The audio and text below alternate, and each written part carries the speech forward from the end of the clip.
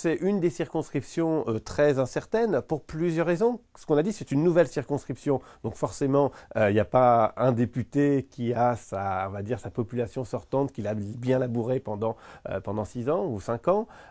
D'autre part, c'est classiquement une zone, on ne va pas dire une circonscription, mais une zone qui a beaucoup bougé, notamment le Pays de Bray. On se souvient que le Pays de Bray, c'était la circonscription d'Alain Leverne, donc une circonscription réputée à droite qu'Alain Leverne, l'actuel président de la région, avait pris à la gauche et l'avait maintenu contre toutes les tendances nationales. Et puis c'est une circonscription qui est retombée plus récemment à droite. Donc c'est une circonscription qui a l'habitude de basculer d'un côté et de l'autre. Et puis enfin un Front National très élevé, ce qui rend là aussi très incertain l'attitude de ses électeurs, le score même et l'attitude de ses électeurs du Front National. Et puis enfin, si on prend les résultats du second tour, on est très proche, c'est-à-dire François Hollande l'a emporté comme dans la plupart de la Seine-Maritime, mais d'assez peu. Donc il y aurait une petite prime à François Hollande, mais très peu dans le sens où on a quand même une grande partie du territoire où c'est un sortant qui est de droite.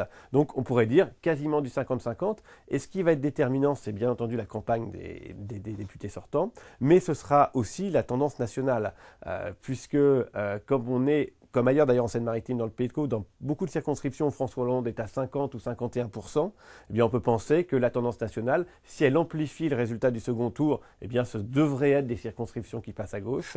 Si au contraire il n'y a pas cet effet entre guillemets d'état de grâce, eh bien ce seraient des circonscriptions très serrées où peut-être là les sortants auraient une prime qui leur permettrait de conserver leur siège. Il faut le rappeler, il faut avoir 12,5% des inscrits pour se maintenir au second tour.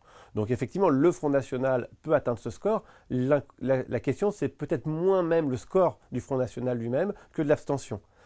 Puisque 12,5% des inscrits, ça peut vouloir dire s'il y a 60 ou 70% de participation seulement, qu'il faut atteindre 18, 19 ou 20%.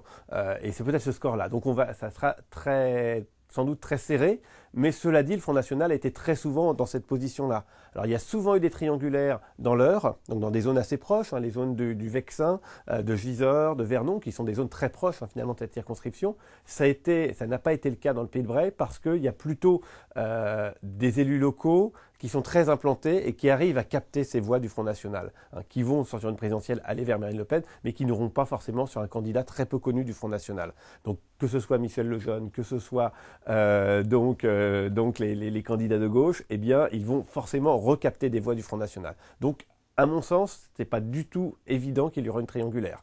Cela dit, on s'est tellement souvent trompé sur les scores du Front National que bien malin qui peut le prédire à quelques semaines du scrutin.